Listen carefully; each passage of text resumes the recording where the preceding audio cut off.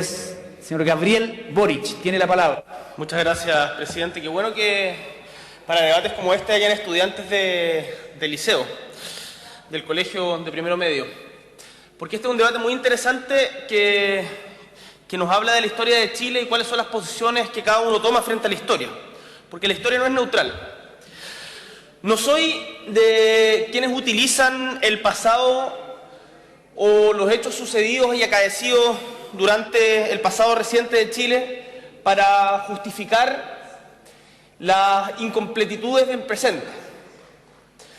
No soy de quienes recurren a la dictadura o a las violaciones a los derechos humanos para tratar de tener una superioridad moral por sobre el resto.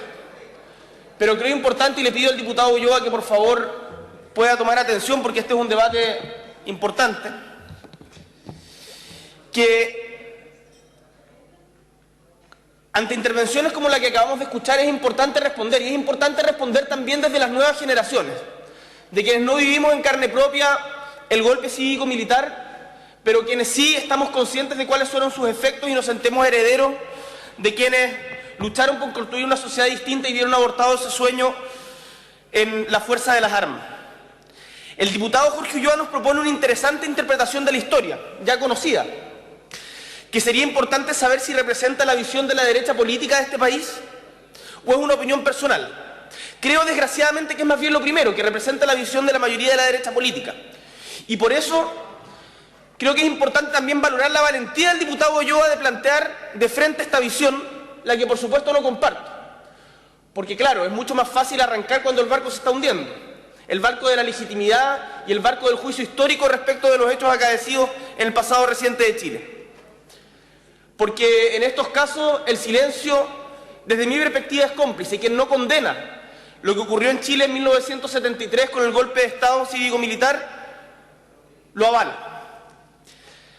Pretender justificar el golpe cívico-militar a partir de la declaración de la Cámara de Diputados del 23 de agosto de 1973, cosa que en algún momento también intentaron ciertos sectores de la democracia cristiana, es absolutamente inaceptable.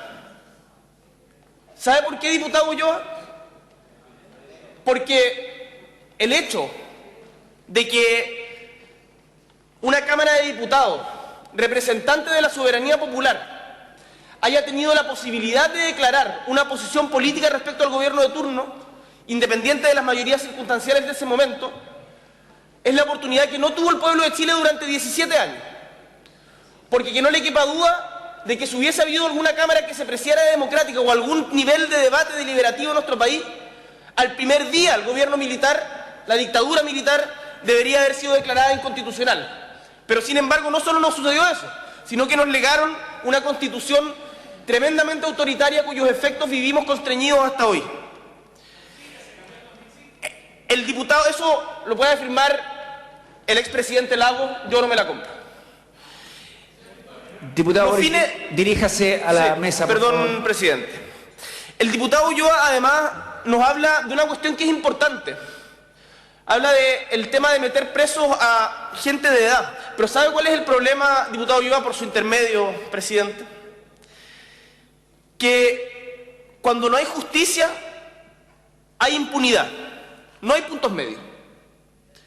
Y la impunidad es, nos guste o no, la tierra ubérrima para el olvido. Y es justamente en el olvido donde se ciernen las futuras violaciones a los derechos humanos que desde esta Cámara tenemos el deber de condenar absolutamente. Y desgraciadamente en Chile no hubo justicia, no ha habido justicia. No ha habido justicia. Porque lo que se entendió como la justicia en la medida de lo posible fue la impunidad para muchos. Porque el que sean secretos todavía las declaraciones del informe Rettig esconden la impunidad a muchos de quienes perpetraron estas violaciones de los derechos humanos. Porque quienes participaron activamente de eso y encubrieron tortura siguen teniendo una responsabilidad política que es profunda y que no se limpia sencillamente con declaraciones de buenas intenciones.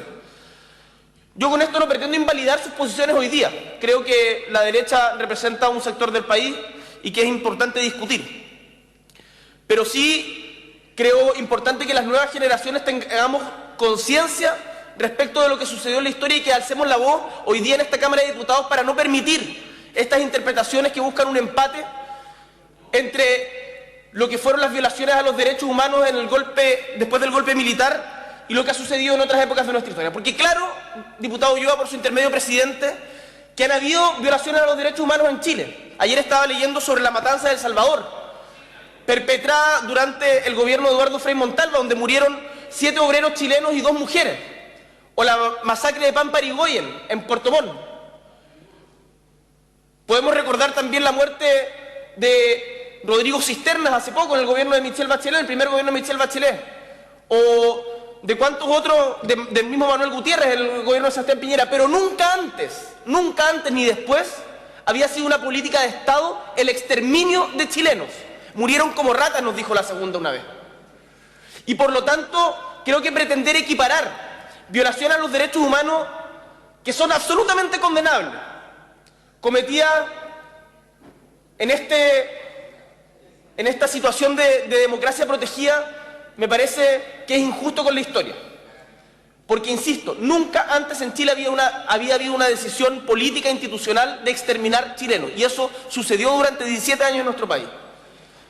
Lo recuerdan desde quienes murieron el 11 de septiembre en La Moneda, hasta G. Carnegie, el último asesinado por la dictadura en 1989. Entonces, presidente, disculpe que me haya extendido, pero creo importante de que estos debates no pasen colados. Porque acá, quienes pretenden reescribir la historia y empatar moralmente las violaciones a los derechos humanos, queremos decirle desde mis 29 años que no se los vamos a permitir. Muchas gracias, presidente. Muchas gracias, diputado. Señor Gabriel Boric. Quiero saludar al primero medio del Liceo Luis Humberto Acosta Gay de la Comuna del Monte, que se encuentra en las tribunas, invitados por la vicepresidenta de la Cámara de Diputados, señora Denise Pascal Allende, junto a la encargada de la declaración, Claudia Herrera. Muy bienvenidos.